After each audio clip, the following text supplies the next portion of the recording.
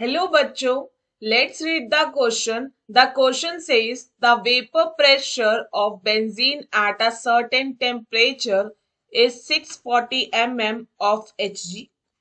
A non-volatile and non-electrolyte solid weight 2.175 gram is added to 39.08 gram of benzene if the vapor pressure of the solution is 600 mm Hg.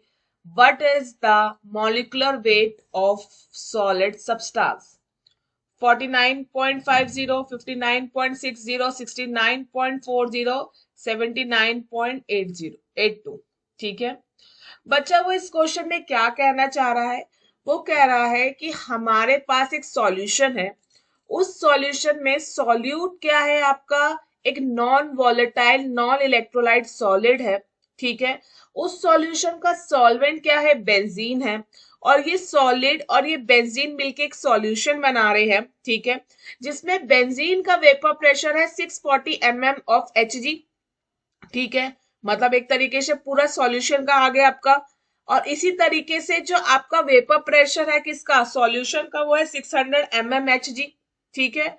अब वो पूछ रहा है, एक solvent का vapour pressure पता चल गया, सॉल्यूशन का वेपर प्रेशर पता चल गया, वो पूछ रहा है molecular weight of solid substance क्या है, ठीक है। और आपको वेट दे रखा है कि जो non volatile non electrolyte solid है उसका वेट है 2.175 ग्राम। वो किसके अंदर ऐड किया गया? मतलब बेंजीन के अंदर ऐड किया गया, ठीक है। ये आपको वेट दे रखे हैं और सॉल्वेंट का आपको वेपर प्रेशर दे रखा है, सॉल्यूशन का वेपर प्रेशर दे रखा है, ठीक है। क्लियर? अब हम इसको सॉल्व करते हैं।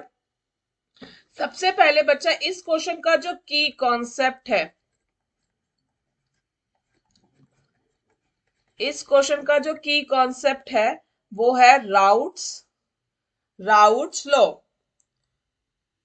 क्वेश्चन का जो की कॉन्सेप्ट है वो है राउट्स लॉ,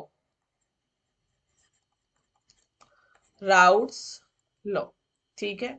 राउट्स लॉ क्या कहता है कि जो टोटल वेपर प्रेशर है, मानो कोई मेरे पास सॉल्यूशन है, ठीक है, इस सॉल्यूशन में दो कंपोनेंट है, कंपोनेंट ए और कंपोनेंट बी, ठीक है। इन कंपोनेंट्स का जो पार्शियल वेपर प्रेशर हो जाएगा ए पी ए नॉट, और इसका पार्शियल प्रेशर वेपर प्रेशर हो जाएगा पी बी नॉट, ठीक है। तो टोटल प्रेशर जो होगा वो क्या होगा? P A naught A x A plus P B naught x B. ये है आपका राउट्स लॉ की इक्वेशन, ठीक है। राउट्स लॉ ये एक्सप्लेन करता है, ठीक है, कि आपका जो पार्शियल प्रेशर है, ठीक है, वो क्या कहते हैं, जो प्रेशर है आपका, प्रेशर है of a component A is directly proportional to mole fraction and pressure of component B is directly proportional to the mole fraction of B, ठीक है। इन और फिर उसके बाद इनका प्रोपोर्शनलिटी कांस्टेंट आ गया आपका partial pressure of A and partial pressure of B, और इनका सम करोगे तो टोटल प्रेशर निकल जाएगा सॉल्यूशन, ठीक है। क्लियर? अब हम इस क्वेश्चन को सॉल्व करने चलते हैं। तो सबसे पहले हम ये देखते हैं कि इसमें क्या क्या गिवन है, ठीक है। अगर हम एक्सप्लेनेशन की ओर चलें,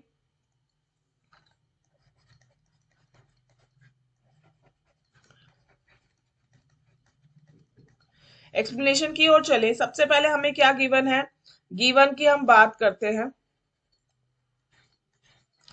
इधर फर्स्ट पॉइंट पे। पहले है vapour pressure of pure benzene क्या हो जाएगा? पी ए नॉट, ठीक है। पी ए नॉट कितना है? 640 mm Hg। दूसरा आपका है vapour pressure of solution, vapour pressure of solution वो क्या है? पी एस, ठीक है, सबस्क्रिप्ट में है ये 600 mm, 600 mm Hg। Third, mass of solute जो non volatile non electrolyte solid है वो आपका सॉल्यूट है, तो वो कितना दे रखा है आपको 2.175 ग्राम।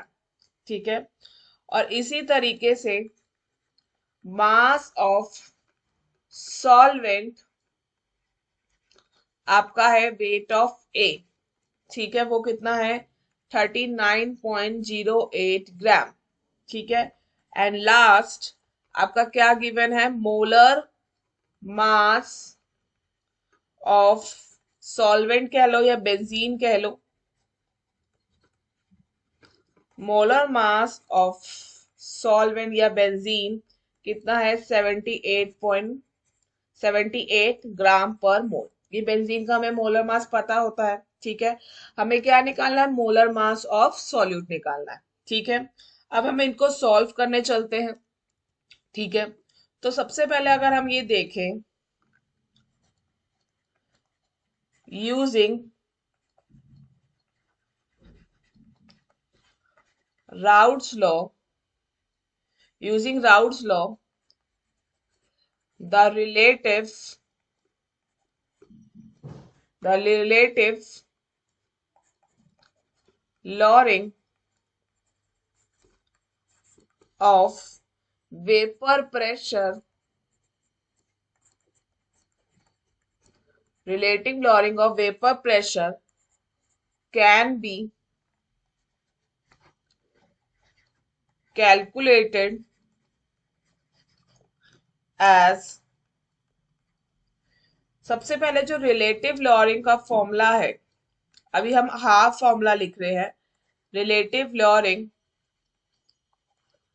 इक्वल है आपका P A naught minus P S by P A not. ठीक है, क्लियर। तो हम इसमें वैल्यू सब्स्टिट्यूट करते हैं। Substituting the value, substituting the value, तो हमारी रिलेटिव लॉरिंग निकल जाएगी। ठीक है, तो अगर हम वैल्यू पुट करें तो हमें पता है सॉल्वेंट का वेपर प्रेशर कितना है 640 और सॉल्यूशन का वेपर प्रेशर कितना है 600। तो 640 माइनस 600 डिवाइडेड बाय 640, तो ये कितना हो जाएगा 40 अपॉन में 640, दिस एंड दिस गॉन, तो कितना हो जाएगा 1/16। ठीक है, रिलेटिव लॉरिंग कितनी आ गई 1/16। अब हम बात करते हैं ये रिलेटिव लॉरिंग किसके इक्वल होती है। ठीक है, तो अगर हम देखें according according to Raoult's law, according to Raoult's law for dilute solution,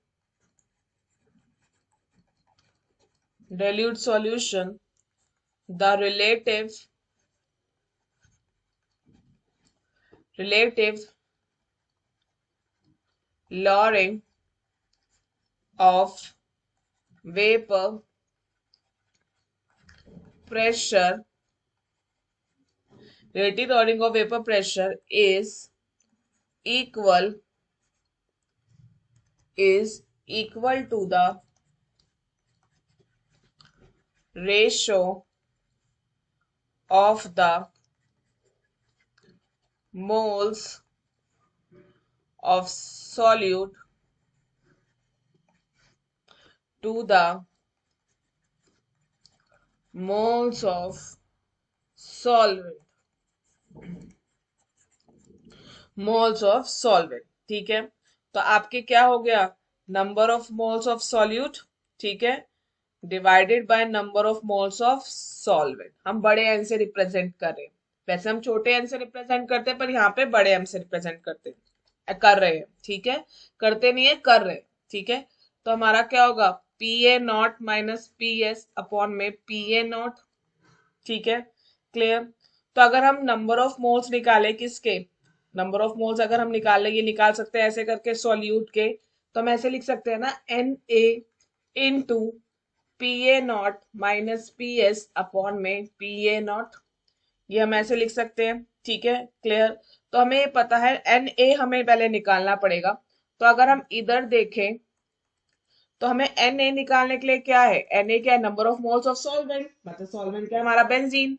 given mass क्या है बेंजीन का आपका 39.08, मोलर मास कितना है 78। तो ये 2 टाइम्स हुआ ना इसका 39 का, ये 2 टाइम्स हुआ तो कितना हो गया आपका 1/2। तो आंसर कितना आ गया 0.5 मोल आ गए। ठीक है, तो यहीं पे अगर हम ये देखें 0.5 मोल और ये कितना है 1/16, दिस इज 1/16। तो हमारा क्या हो गया 0.5 अपॉन में 16, ये कितना है 0.03125 मोल। इतने मोल्स निकल गए हमारे किसके, सॉल्यूट के। ठीक है, अब हमें ये पता है जो number of moles of solute है वो क्या है एनबी से रिप्रेजेंट कर रहा है। गिवन मास होगा, given mass by molar mass. हमें क्या निकालना है, मोलर मास ऑफ सॉल्यूट निकालना है, हमें मोलर मास ऑफ सॉल्यूट निकालना है। तो हम इधर इधर चले जाएगा ये molar mass of solute equals to given mass कितना है आपका, आपका गिवन मास सॉल्वेंट का कितना है, ये सॉल्यूट का, सॉरी सॉल्यूट का गिवन मास है हमारे पास 2.175, 2.175। और यहाँ पे क्या है नंबर ऑफ मोल्स नीचे चलेगा तो नंबर ऑफ मोल्स कितने निकल के आए थे 0.0325। ठीक है, तो वो क्या हो गया 69.6 आएगा, डिवाइड करेंगे हम तो ग्राम पर मोल। तो मोलर मास ऑफ सॉल्यूट कितना है 69.6 ग्राम पर मोल। तो आपका करेक्ट ऑप्शन कौन सा है, करेक्ट ऑप्शन है C. Hence hence the correct option is C.